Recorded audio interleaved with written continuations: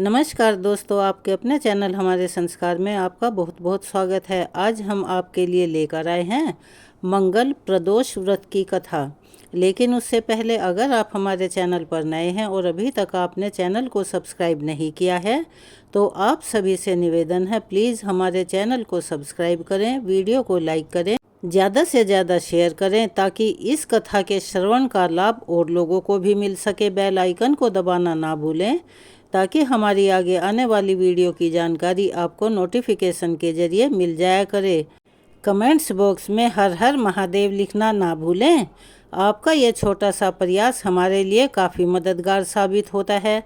भगवान भोलेनाथ की कृपा आप सभी पर हमेशा बनी रहे, आपके घर में अंधन के भंडार भरे रहें। चलिए एक बार प्यार से बोलिए हर हर महादेव। अब हम आपको सुनाने जा रहे हैं आज की भौम प्रदोष व्रत की कथा। भगवान शिव की महिमा और उनकी कृपा को प्राप्त करने का यह एक बहुत ही सरल और शक्तिशाली माध्यम है।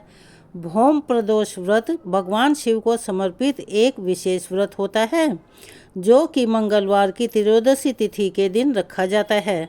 इस व्रत के माध्यम से भगवान शिव की कृपा बड़ी ही आसानी से प्राप्त की जा सकती है और अपने जीवन में सुख समृद्धि और शांति की कामना करके इस दिन भोलेनाथ भगवान की प्रदोष काल के समय पूजा करने से प्रदोष व्रत रखने वाले सभी भक्तों को अपने मन के इच्छा अनुसार वर की प्राप्ति होती है और उनके सभी कष्ट दूर होते हैं। प्रदोष व्रत रखने वाले सभी भक्तों को सुबह से व्रत प्रारंभ करके शाम को प्रदोष काल के समय तक यानी कि सूरज डूबने से 45 मिनट पहले से और 45 मिनट बाद तक उस समय को प्रदोष काल कहा जाता है। शिवलिंग की या भगवान शिव की मूर्ति की या फिर तस्वीर की, जो भी आपके पास उपलब्ध हो, सच्चे मन और श्रद्धा से इस व्रत को करने से और कथा को पढ़ने से, दूसरों को सुनाने से, अगर आप किसी कारणवश पढ़ नहीं सकते तो आप दूसरों से यह कथा सुन भी सकते हैं। कोई भी व्रत हो, बिना कथा के पढ़ने सुनने या दूसरों को सुनाने से बिना अधूरा माना जाता है। कथा समाप्ति के बाद आरती करना अति अनिवार्य होता है। उसके बाद में भगवान को खीर का या शुद्ध सात्विक भोजन का या फिर मौसमी फलों का भोग लगाने के बाद उसी को प्रसाद के रूप में स्वयं ग्रहण करें और व्रत का पारण करें, क्योंकि भौम प्रदोष व्रत मंगलवार के दिन रखा जाने वाला प्रदोष व्रत है। इसीलिए इस दिन बजरंगबली हनुमान जी की पूजा करके शाम के समय हनुमान चालीसा का पाठ करने से हर प्रकार की भय, बाधा, कष्ट और कर्ज से मुक्ति मिलती है। इस दिन मंगल देव के 21 या 108 नामों का पाठ करने से सभी प्रकार के ऋणों अर्थात कर्जों से, जो कि आप काफ़ी लंबे समय से नहीं चुका पा रहे हैं, उनसे जल्दी छुटकारा मिल जाता है और भौम प्रदोष व्रत के पूजन से मंगल ग्रह भी शांत हो जाते हैं। तो चलिए शुरू करते हैं भौम प्रदोष व्रत की कथा। और कथा के अंत में आप ऋण मोचक मंगल स्तोत्र का पाठ भी सुन पाएंगे।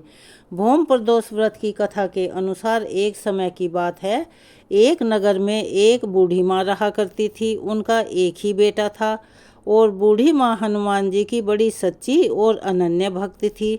हनुमान जी पर उनकी गहरी आस्था थी।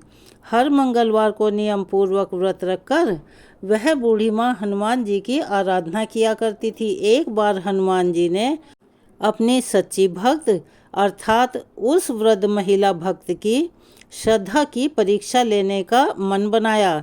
तब हनुमान जी एक साधु का वेश धारण करके वृद्धा के घर गए और पुकारने लगे, अरे है कोई हनुमान भक्त जो हमारी इच्छा पूर्ण करे। आवाज़ उन वृद्धा के कानों में भी पड़ी। यह पुकार सुनकर वह बूढ़ी माँ जल्दी से दौड़ी दौड़ी बाहर आई और अपने दरवाजे पर साधु महाराज को खड़े देखा तो उन्हें हाथ जोड़कर प्रणाम करके बोली कि हे महाराज, आज्ञा दीजिए। महाराज हनुमान वेशधारी साधु बोले, मैं भूखा हूँ और मुझे भोजन चाहिए, मैं भोजन करूँगा। आप थोड़ी सी ज़मीन लीप दीजिए। साधु की बात सुनकर वह बूढ़ी माँ दुविधा में पड़ गई, इसीलिए हाथ जोड़कर बोली, महाराज, लीपने और मिट्टी खोदने के अलावा आप कोई दूसरी आज्ञा दे दीजिए, यह आज्ञा मैं अवश्य पूर्ण करूँगी। तब साधु ने 3 बार बूढ़ी माँ से प्रतिज्ञा करवाई और प्रतिज्ञा करवाने के बाद कहा, जा तू अपने बेटे को बुला, मैं उसकी पीठ पर आग जलाकर भोजन पकाऊंगा। साधु की बात सुनते ही वो बूढ़ी माँ तो घबरा गई, परंतु वह प्रतिज्ञा कर चुकी थी, वचन दे चुकी थी, इसीलिए वह नियम में बंध गई थी। अब उसने अपने पुत्र को बुलाया और साधु महाराज को सौंप दिया, लेकिन असली परीक्षा तो अभी बाकी थी। साधु वेशधारी हनुमान जी ने बूढ़ी माँ के हाथों से ही उसके पुत्र को पेट के बल लिटाने को बोला। माँ के हाथों से ही बेटे की पीठ पर आग जलवाई। अपने बेटे की पीठ पर आग जलती देखकर बूढ़ी माँ का कलेजा मुंह को आ गया। वह बड़ी ही दुखी मन से अपने घर के भीतर चली गई। इधर भोजन बनाकर साधु ने बूढ़ी माँ को बुलाकर कहा, आइए माँ, भोजन बन गया है, अपने पुत्र को भी बुला लो ताकि वह भी आकर भोग लगा ले। साधु महाराज की बात सुनकर पहले से ही दुखी बूढ़ी माँ, जो मन ही मन हनुमान जी को याद कर रही थी, वह कहने लगी कि हे साधु महाराज, मेरे पुत्र का नाम लेकर आप मुझे और परेशान क्यों कर रहे हैं? अभी अभी तो आपने मेरे पुत्र की पीठ पर आग जलाकर भोजन तैयार किया है, लेकिन साधु महाराज नहीं माने और वृद्धा से बार बार अपने पुत्र को आवाज़ लगाने की बात कहते रहे। तब वृद्धा ने अपने मन को समझाया और साधु महाराज की बात मानकर अपने पुत्र को एक दबी सी आवाज़ में आवाज़ लगाई। तब वह क्या देखती है, देखते ही उसकी आंखें खुली की खुली रह गई। वृद्धा का वह पुत्र जो घर के बाहर ही खेल रहा था, माँ की आवाज़ सुनकर दौड़ा दौड़ा अपनी माँ के पास आया और अपनी माँ की गोदी में घुस गया। अपने पुत्र को जीवित देखकर वृद्धा को बड़ा आश्चर्य हुआ और वह यह सब चमत्कार देखकर साधु महाराज के चरणों में गिर पड़ी। तब हनुमान जी अपने वास्तविक रूप में प्रकट हुए और बूढ़ी माँ को भक्ति का आशीर्वाद दिया। बजरंगबली हनुमान जी की कृपा से बूढ़ी माँ को उनका पुत्र वापस मिल गया और बूढ़ी माँ के जीवन में जो कुछ भी दुख थे, वह सब बजरंगबली की कृपा से दूर हो गए। तो आइए एक बार सब साथ मिलकर बोलते हैं, राम भक्त हनुमान की जय। हर हर महादेव। अब चलिए पहले थोड़ी सी जानकारी आपको ऋणमोचक मंगल स्तोत्र पाठ के बारे में बता रहे हैं। यह स्तोत्र पाठ मंगल देव को समर्पित है।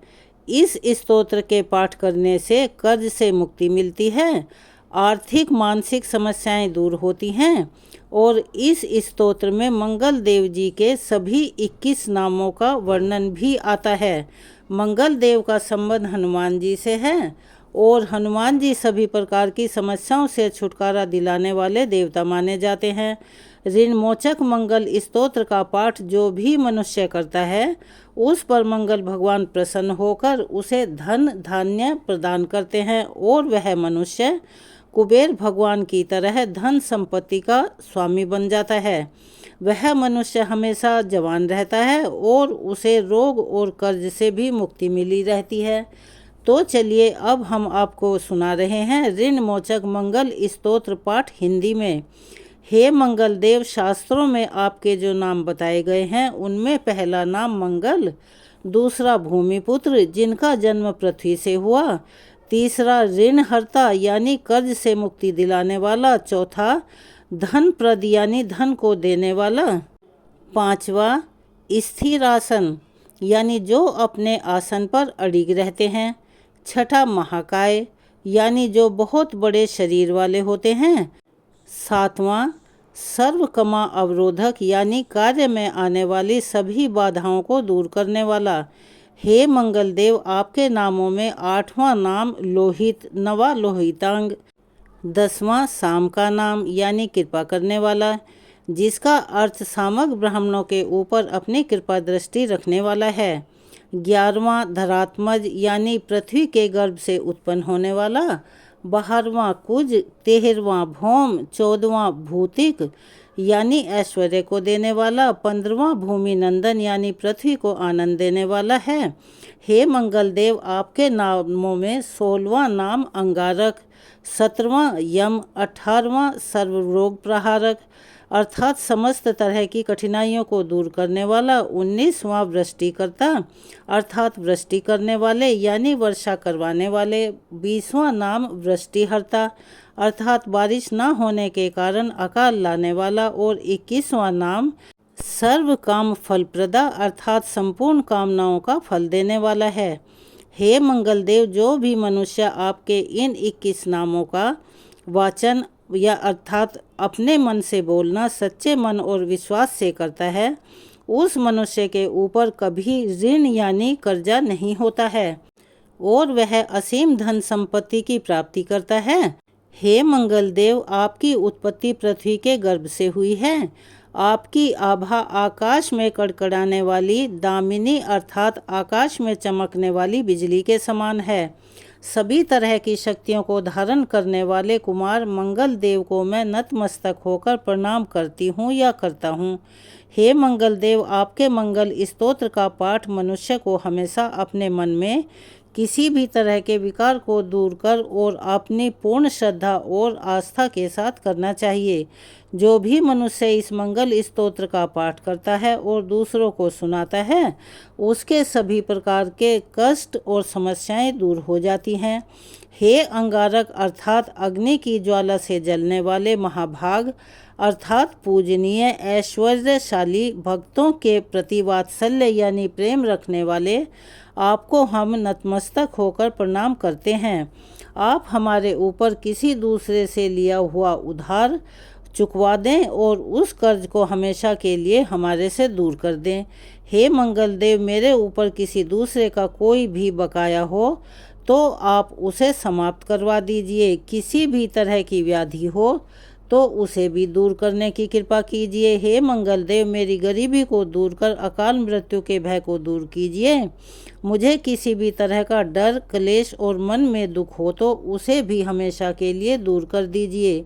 हे मंगल देव, आपको संतुष्ट करना बहुत ही कठिन है और मेरी इतनी बिसात नहीं है। आप तो मुश्किल से प्रसन्न होने वाले भगवान मंगल देव हैं। आप जब किसी के घर पर अपनी कृपा की बारिश करते हैं तो उसे समस्त प्रकार के सुख समृद्धि प्रदान कर देते हैं।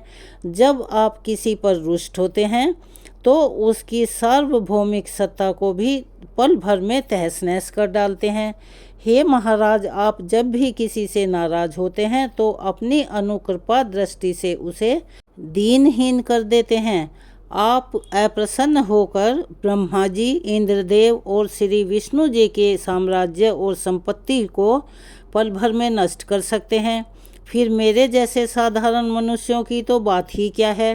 प्रभु, आप सबसे शक्तिशाली हैं, सबसे बड़े राजा हैं। हे भगवान, मैं आपसे प्रार्थना करता हूँ या करती हूँ, आप मुझे संतान के रूप में पुत्र प्रदान करें। मैं आपके द्वार पर आया हूँ या आई हूँ, आप मेरी मनोकामना को पूर्ण करें। मेरे ऊपर किसी भी तरह से किसी दूसरे का उधार लिया हुआ धन कभी ना रहे। मुझे कभी दूसरों के आगे हाथ फैलाने की ज़रूरत ना पड़े। मेरी गरीबी को दूर कीजिए और मेरे सभी तरह के कष्टों और क्लेशों का नाश कर दीजिए। जो मेरे शत्रु बन चुके हैं उनके डर से मुझे आप मुक्त करवाइए। जो भी मनुष्य सच्चे मन, श्रद्धा और भक्ति से इन 12 श्लोकों वाले ऋण मोचक मंगल स्तोत्र से मंगल देव की वंदना करता है, उस मनुष्य पर मंगल भगवान हमेशा प्रसन्न होकर उसे धन धान्य प्रदान करते हैं। वह मनुष्य कुबेर भगवान की तरह धन संपत्ति का स्वामी बन जाता है और वह हमेशा युवा रहता है। ऋण मोचक मंगल स्तोत्र के उच्चारण मात्र से मनुष्य को किसी भी तरह के कर्जों से मुक्ति मिल जाती है। अगर कोई मनुष्य अपने जीवन काल में अपनी आवश्यकताओं की, अपनी कामनाओं की पूर्ति के लिए किसी दूसरे मनुष्य से कर्ज लेता है और किसी कारणवश वह चुका पाने में असमर्थ रहता है तो उसे ऋण मोचक मंगल स्तोत्र का पाठ करना चाहिए। कर्ज में डूबे हुए मनुष्य इस ऋण मोचक मंगल स्तोत्र का जाप श्रद्धा और विश्वास के साथ अगर नियमित रूप से करते हैं तो उसे अवश्य ही मंगल भगवान की कृपा से सभी तरह के कष्टों, परेशानियों और समस्याओं से मुक्ति मिल जाती है। तो चलिए अब हम सब मिलकर शिव चालीसा पढ़ते हैं। जय गणेश गिरिजा सुवन मंगल मूल सुजान, कहत अयोध्या दास तुम देहु अभय वरदान। जय गिरिजापति दीन दयाला, सदा करत संतन प्रतिपाला। भाल चंद्रमा सोहतनी के, कानन कुंडल नाग फनी के। अंग गोर शिर गंग बहाए, मुंड माल तन छार लगाए। वस्त्र खाल बाघंबर सोहे, छवि को देखी नाग मुनि मोहे। मैना मातु की हवै दुलारी, वाम अंग सोहत छवि न्यारी। कर त्रिशूल सोहत छवि भारी, करत सदा शत्रुन क्षयकारी। नंदी गणेश सोहत हैं कैसे, सागर मध्य कमल हों जैसे। कार्तिक श्याम और गणुराऊ, या छवि को कही जात न काऊ। देवन जब ही जाए पुकारा, तभी दुख प्रभु आप निवारा। किया उपद्रव तारक भारी, देवन सब मिली तुम ही जुहारी। तुरत षडानन आप पठायऊ, लव निमेष मह मारी गिरायऊ। आप जलंधर असुर संहारा, सुयश तुम्हार विदित संसारा। त्रिपुरासुर सन युद्ध मचाई, सब ही कृपा कर लीन बचाई। किया तपहि भगीरथ भारी, पूरब प्रतिज्ञा तासु पुरारी। दानिन में तुम समकोहु नाही, सेवक स्तुति करत सदाही। वेद नाम महिमा तब गाई, अकथ अनादि भेद नहीं पाई। प्रकटि उदधि मंथन में ज्वाला, जरत सुरासुर भये विहाला। कीन्ह दया तह करी सहाई, नीलकंठ तब नाम कहाई। पूजन रामचंद्र जब कीना, जीत के लंक विभीषण दीना। सहस्त्र कमल में हो रहे धारी, कीन्ह परीक्षा तब ही पुरारी। एक कमल प्रभु राखे जोई, कमल नयन पूजन चह सोई। कठिन भक्ति देखी प्रभु शंकर, भये प्रसन्न दिए इच्छित वर। जय जय जय अनंत अविनाशी, करत कृपा सबके घटवासी। दुष्ट सकल नित मोहि सतावे, भ्रमत रहे मोहि चैन न आवे। त्राहि त्राहि मैं नाथ पुकारो, यही अवसर मोहि आने उबारो। ले त्रिशूल शत्रुन को मारो, संकट से मोहि आन उबारो। मात पिता भ्राता सब कोई, संकट में पूछत नहीं कोई। स्वामी एक है आस तुम्हारी, आय हरहु मम संकट भारी। धन निर्धन को देत सदा ही, जो कोई जांचे सो फल पाही। स्तुति के ही विधि करो तुम्हारी, क्षमहु नाथ अब चूक हमारी। शंकर हो संकट के नाशन, मंगल कारण विघ्न विनाशन। योगी यति मुनि ध्यान लगावे, शारद नारद शीश नवावे। नमो नमो जय नमः शिवाय, सुर ब्रह्मादिक पार न पाए। जो यह पाठ करे मन लाई, तापर होते है शंभु सहाई। ऋणिया जो कोई हो अधिकारी, पाठ करे सो पावन हारी। पुत्रहीन इच्छा कर जोई, निश्चय शिव प्रसादित ही होई। पंडित त्रयोदशी को लावे, ध्यान पूर्वक होम करावे। त्रयोदशी व्रत करे हमेशा, तन नहीं ताके रहे कलेशा। धूप दीप नववैध चढ़ावे, शंकर सन्मुख पाठ सुनावे। जन्म जन्म के पाप नसावे, अंत धाम शिवपुर में पावे। कहे अयोध्या रास तुम्हारी, जानि सकल दुख हरहु हमारी। नित्य नेम कर प्रात ही, पाठ करो 40। तुम मेरी मनोकामना पूर्ण करो जगदीश। मग संध छठी हेमंत ऋतु, संवत 64 जान। स्तुति 40 शिवहि, पूर्ण कीन कल्याण। कथा सुनने के बाद जैसा कि हम सभी जानते हैं कि आरती करना अति आवश्यक होता है, तो चलिए सब मिलकर करते हैं भगवान भोलेनाथ की आरती। ओम जय शिव ओंकारा, स्वामी हर शिव ओंकारा। ब्रह्मा विष्णु सदा शिव, ब्रह्मा विष्णु सदा शिव, अर्धांगी धारा। ओम जय शिव ओंकारा। एकानन चतुरानन पंचानन राजे, बोले पंचानन राजे। हंसासन गरुड़ासन, हंसासन गरुड़ासन, वृषवाहन साजे। ओम जय शिव ओंकारा। दो भुज चार चतुर्भुज, दो भुज चार चतुर्भुज, 10 भुज ते सोहे। शिव जी का रूप निरखता, शिव जी का रूप निरखता, त्रिभुवन जन मोहे। ओम जय शिव ओंकारा।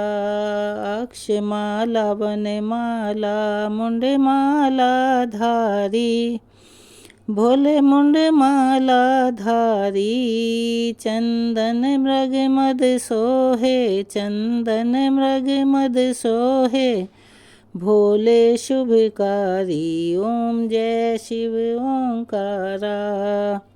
श्वेतांबर पीतांबर बाघंबर अंगे, भोले बाघंबर अंगे। सनकादिक भूतादिक, सनकादिक भूतादिक, प्रेतादिक संगे।